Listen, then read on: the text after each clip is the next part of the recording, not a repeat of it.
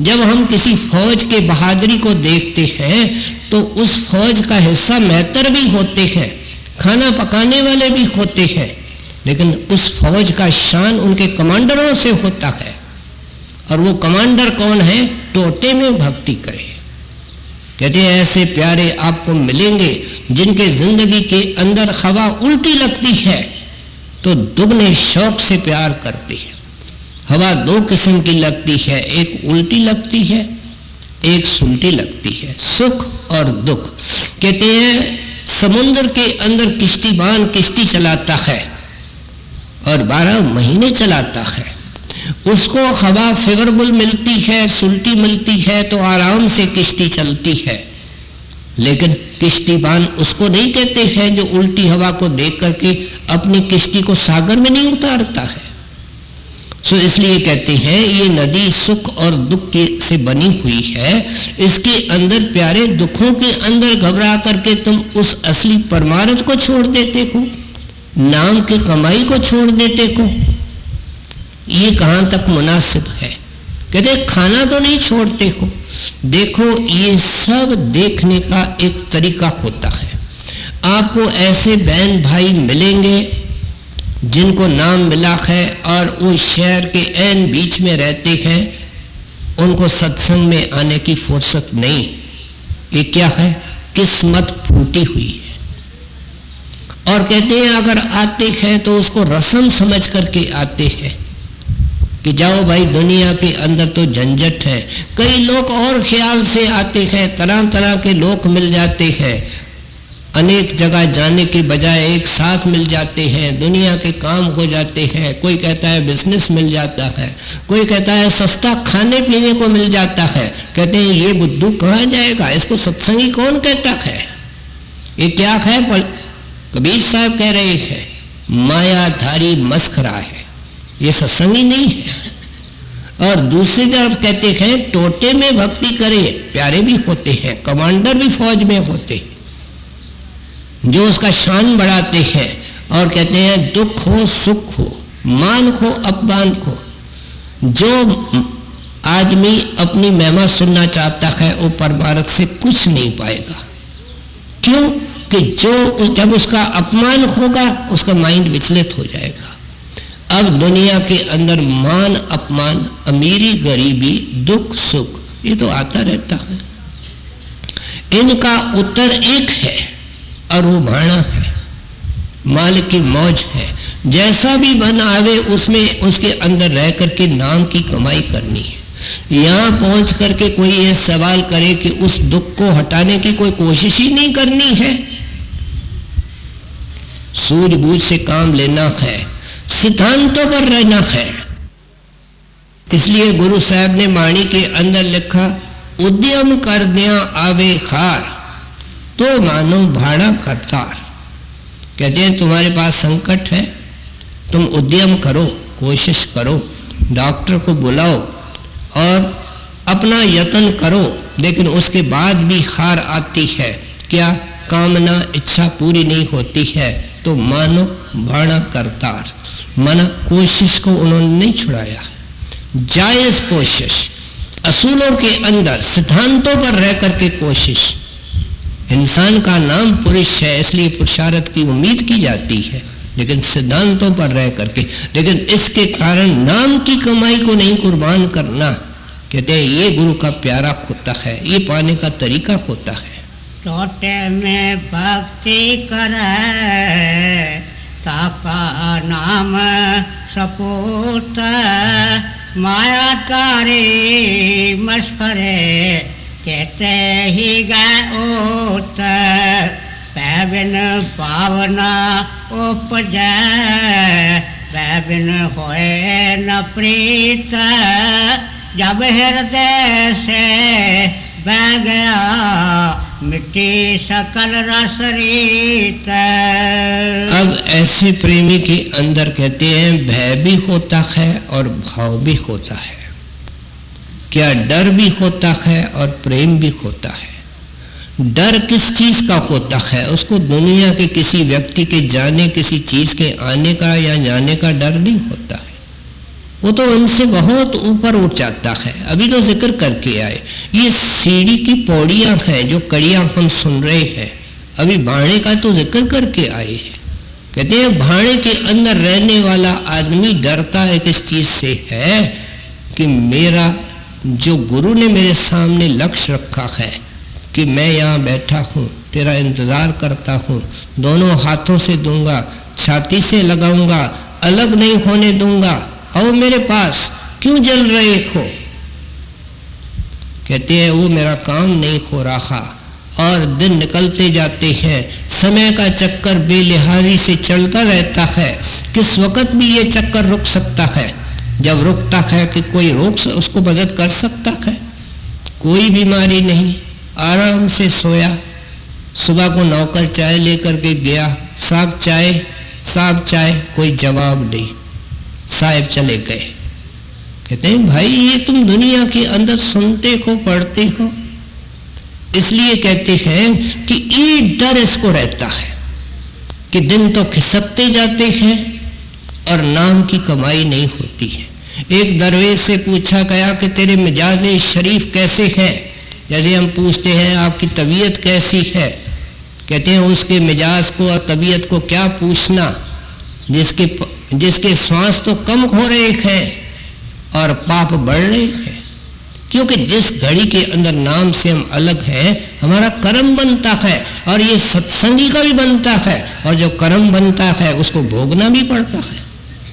ये कोई लिहाज नहीं रखा गया कि सत्संगी को नहीं भोगना पड़ेगा, जो करेगा वो भोगेगा। सो इसलिए कहते हैं, शुरू में समझा करके आए कि भक्ति की रीत ये है, भक्ति का तरीका ये है कि लिव लगा करके उस मालिक से रखनी है।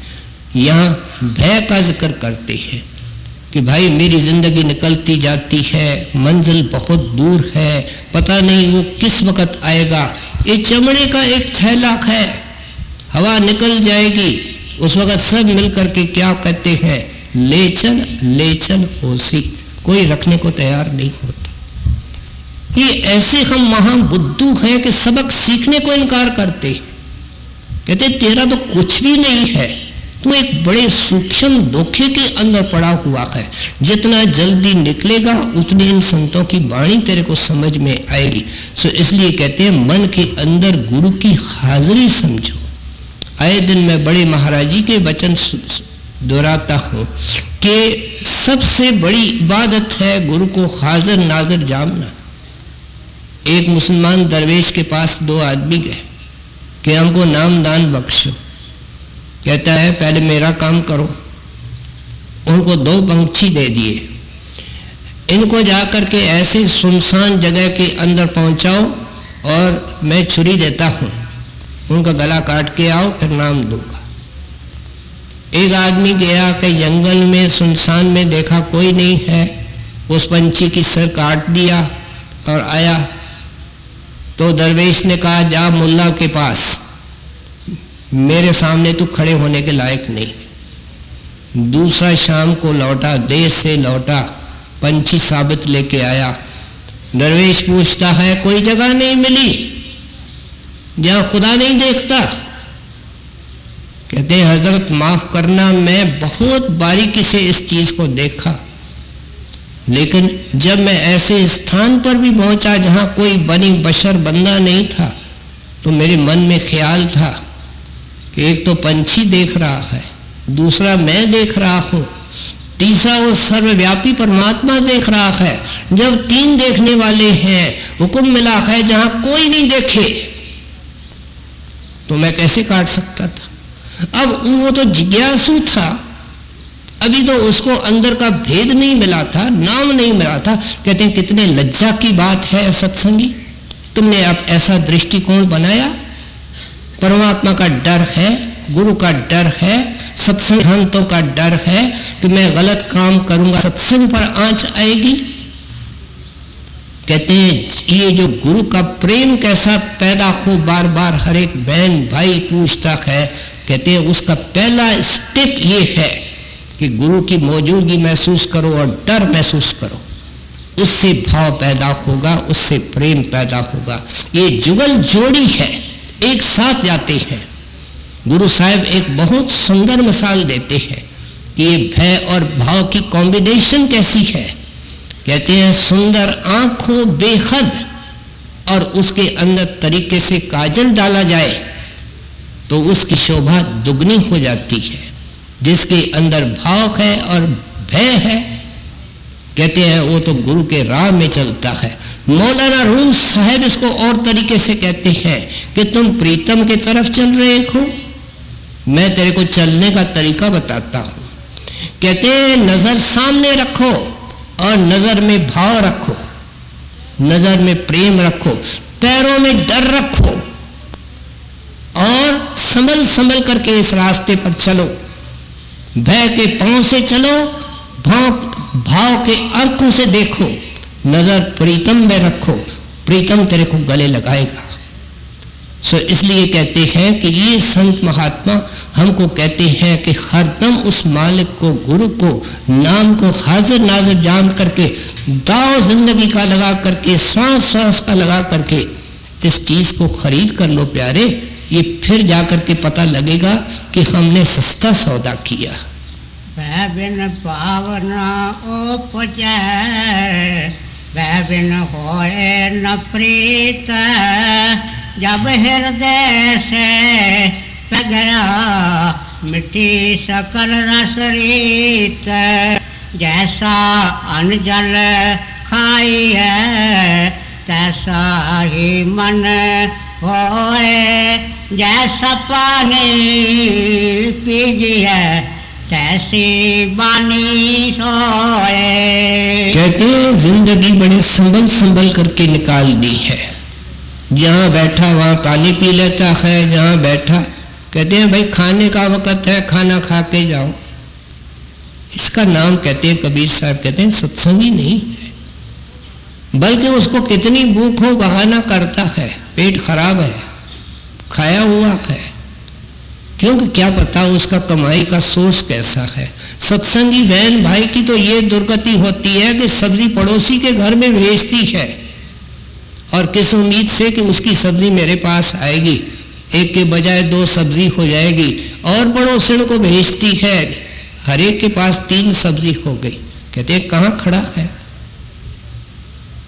यहां तो कबीर साहब कहते हैं जैसा खाओगे ऐसे मन की हालत बनेगी। मन को तो अति सूक्ष्म करना है, बारीक करना है। महीन मन से ही नाम की कमाई हो सकती है।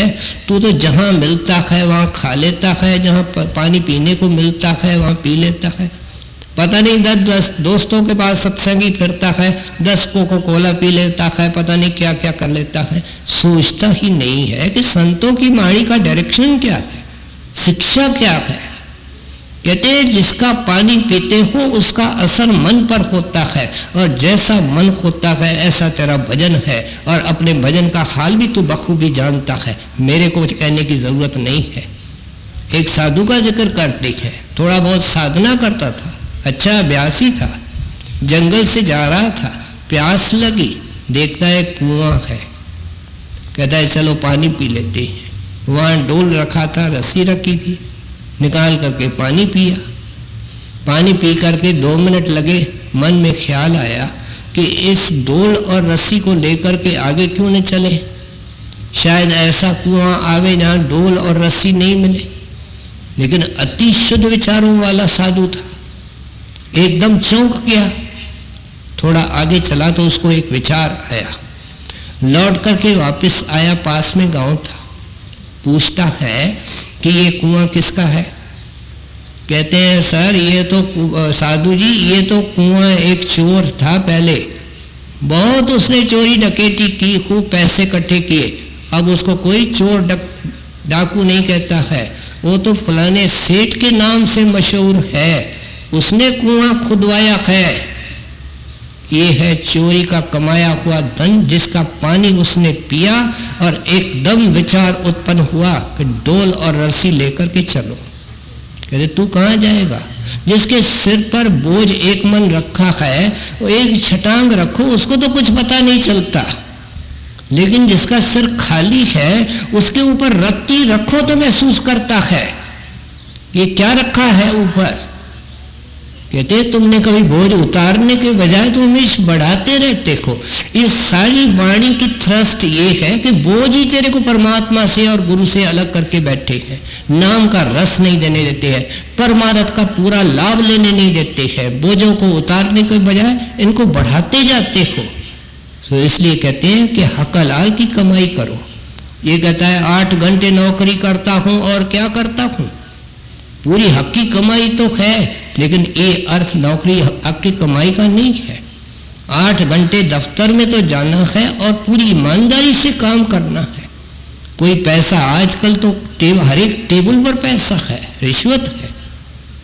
और प्रेमी कहता है भाई मैं जब बगैर लेने के तेरा काम करता हूं तो मुझे क्या जरूरत है इसकी। वो पूरे 8 घंटे ईमानदारी से काम करता है।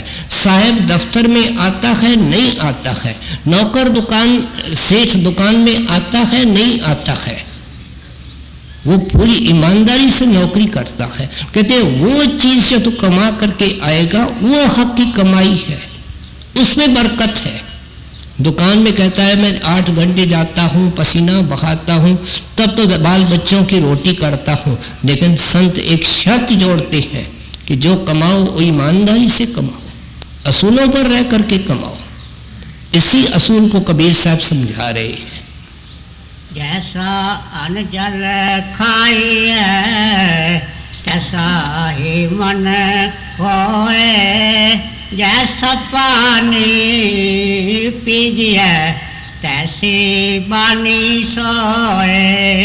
अत का भला न बोलना, अत की भली न चोप, अत का भला न बरसना, अत की पली न तोप।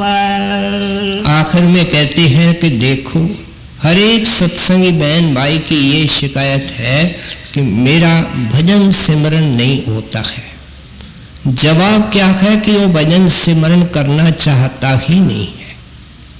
कबीर साहब कहते हैं ये जवाब है। जहां चाह है वहां राख है।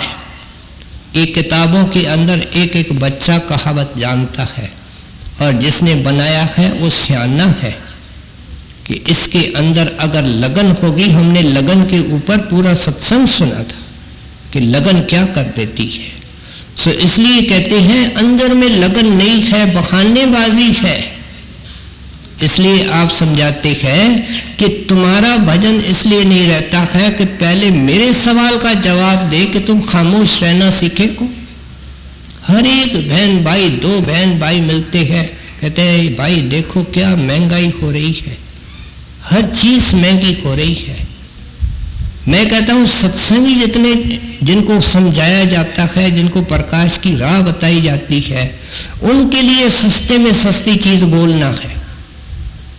2-2 घंटे इधर उधर की बातें करते हैं और उनको कोई फिक्र तक नहीं है कि इसमें क्या कुछ कीमती चीज कमाई जा सकती है।